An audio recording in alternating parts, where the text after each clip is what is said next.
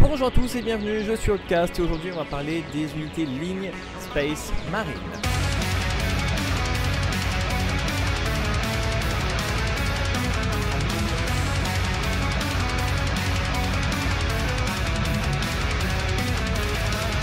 Donc vous en avez 4, vous avez l'escouade d'intercesseurs, l'escouade d'intercesseurs d'assaut, l'escouade d'intercesseurs lourde et l'escouade tactique. La spécificité des unités ligne, c'est qu'ils ont un contrôle objectif de 2 et qu'on peut les utiliser jusqu'à 6 pour chaque armée. Donc on va passer sur la première qui est la moins chère, donc c'est l'escouade intercesseur d'assaut qui coûte 90 points pour 5 figurines. Profil classique de marine, mouvement de 6, endurance 4, 3 plus de sève, les 2 points de vie, le commandement de 6 plus et le contrôle objectif de 2. C'est vraiment ça qui fait la spécificité des lignes, c'est que souvent ils ont 2 comparé à 1 pour les autres unités.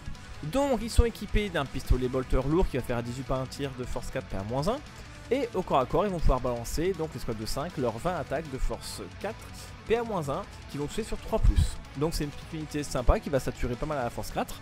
Et surtout, leur règle spéciale, c'est qu'à chaque fois que cette unité va cibler une unité au corps à corps, on va pouvoir relancer les jets de blessure de 1. Et en plus de ça, sur un objectif, on va pouvoir relancer tout le jet de blessure. Donc ça peut être assez intéressant avec un marteau tonnerre, par exemple, sur le sergent. Parce que comme il a les blessures dévastatrices, c'est-à-dire quand on fait un 6 pour blesser, on va directement infliger le nombre de dégâts en blessure mortelle. Le fait de pouvoir relancer tous les jets de blessure et pas seulement se rater, va nous permettre, malgré les 3 attaques, de pouvoir relancer les jets de blessure. Et de pouvoir essayer de tenter de faire un 6 ou 2 pour directement mettre des blessures mortelles. Après, sachez bien que cette unité-là n'est pas là pour faire du dégât. Elle est vraiment là pour apporter son soutien et son contrôle d'objectif au corps à corps. Donc en gros, vous allez attaquer avec une unité de dégâts, style Blade Guard, Determinator. Et avec cette petite unité de 5 là, vous allez pouvoir attaquer en angle un coin d'une figurine et vraiment pouvoir apporter les 4 ou 6 points ou 10 ou 8 points de contrôle d'objectif qui vous manquent si jamais vous ne détruisez pas l'unité adverse. Donc à 90 points, c'est une très bonne unité, je trouve, qui a sa place dans beaucoup d'armées Space Marine. Le fait de tirer à 18 pas, c'est assez intéressant. Pourquoi pas la jouer en 1 exemplaire, 2 exemplaires, 3 exemplaires, ça peut faire le taf. On va passer du coup maintenant à l'escouade intercesseur classique, donc cette fois c'est pareil, unité donc de 5 figurines, il coûte 95 points, donc pour 5 points de plus, qui va nous permettre en fait d'avoir un peu plus de tir, plus de saturation et moins de corps à corps. Donc toujours pareil, même profil, ils ont l'endurance de 4, le mouvement de 6, la sauvegarde à 3, les 2 points de vie, le commandement de 6+. Le contrôle objectif de 2, comme c'est des battle line, ils sont tous équipés donc de bolter rifle. Les bolter rifle, ils ont assaut, EV, donc c'est 2 tirs de force 4 PA-1 sur du 3+. Le fait qu'ils aient assaut, ça veut dire qu'on va pouvoir avancer et tirer. Et le fait qu'ils ont EV, donc lourd, si on bouge pas, on aura +1 pour toucher. Donc on peut même toucher à 2+.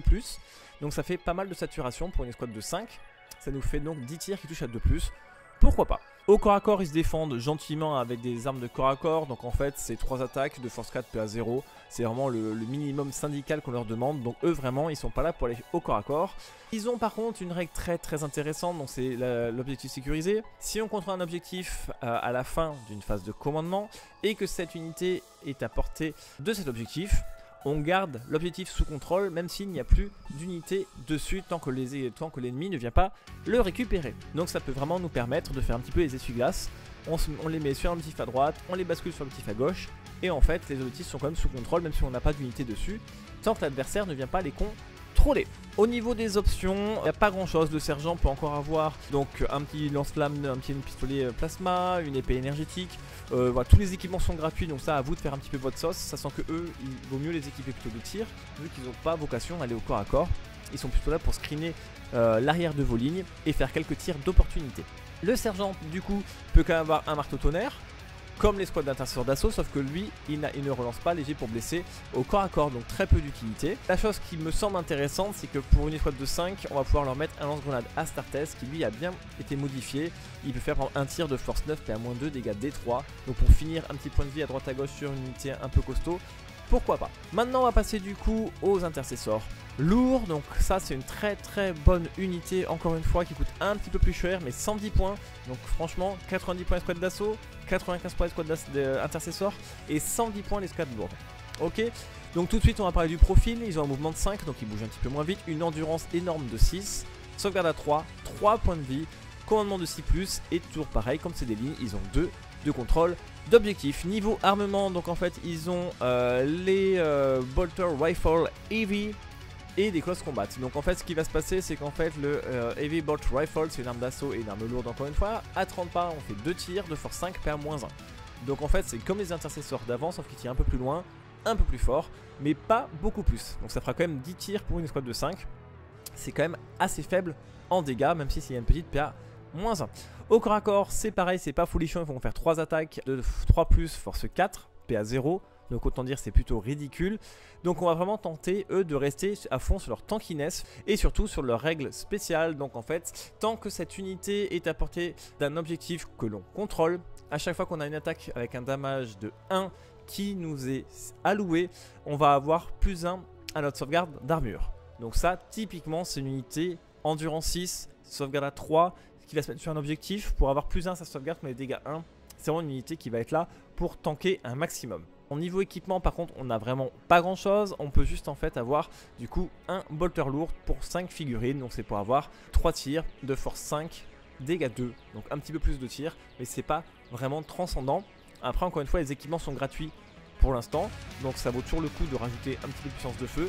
Donc déjà on a 3 unités qui coûtent vraiment pas trop cher, allez un peu plus, un peu moins d'une centaine de points, qui ont 3 règles très spécifiques, une qui va plutôt être là pour garder les objectifs, le squad d'intercesseur. Une qui va plutôt être là pour ramener son super OP au corps à corps, donc c'est l'escouade d'assaut intercesseur.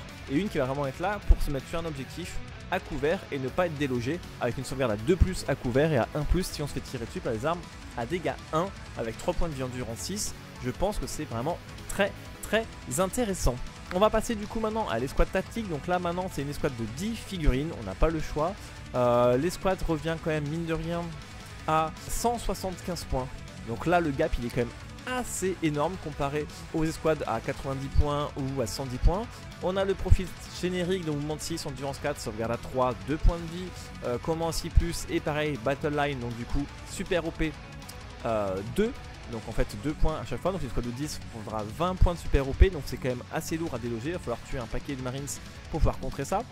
On va directement passer sur leur équipement, ils ont juste un bolter, donc le bolter c'est saturation de force 4 PA0, donc c'est vraiment le minimum syndical, pire il n'y a pas, pire c'est force 3 PA0, donc les espèces marines ont quasiment les pires armes du jeu avec le bolter. Ils ont la flexibilité tactique en habilité, donc cette unité est éligible pour pouvoir tirer et faire une charge le tour où elle a battu en retraite. Donc en gros, pas très intéressant pour la capture d'objectif parce que c'est une compétence plutôt de corps à corps ou plutôt de dégâts. Et on a vu que leurs dégâts sont très limités. Donc pour 175 points, je trouve que cette unité n'a carrément pas son rôle ni sa place dans une armée de Space Marine. Par contre, niveau customisation, on a énormément de choix. Que ça soit des armes lourdes, des armes spé, sur le sergent. Voilà, on a beaucoup de choix. Pour l'instant, tout est gratuit, donc ça peut valoir le coup d'en équiper le maximum. Mais encore une fois, ça revient à 175 points pour une unité qui franchement ne fera pas beaucoup de dégâts ni au tir ni au corps à corps. Donc autant dans ce cas ne pas partir sur des unités lignes et partir sur des vraies unités de choc qui vont faire des vrais dégâts à l'adversaire pour moins cher.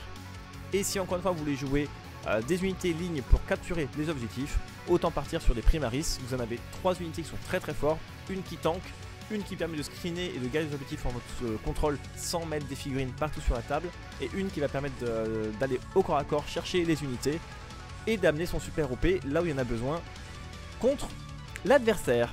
Voilà, j'ai fait le petit tour donc des unités de Battle Line des Space Marine. Je trouve que les choix sont très bons et pas trop chers comparé à certains codex, donc autant en profiter. Donc du coup, 2 façons de construire son armée. Soit on partira sur des unités Battle Line en masse, donc 3, 4, 5, 6, 7, même 8 unités, pas de souci, vous êtes limité à 6, donc vous pouvez mettre 3 intercesseurs, 3 intercesseurs d'assaut, 3 intercesseurs lourdes, il n'y a aucun problème. Ou sinon, si vous voulez partir plutôt sur la destruction, zappez ces unités là, vous en jouez juste une, le minimum syndical, pour pouvoir au moins garder votre objectif chez vous, et vous mettez tous vos points dans des grosses unités qui tâchent pour aller raser l'adversaire. Allez, je vous dis à bientôt sur Outcast. Ciao.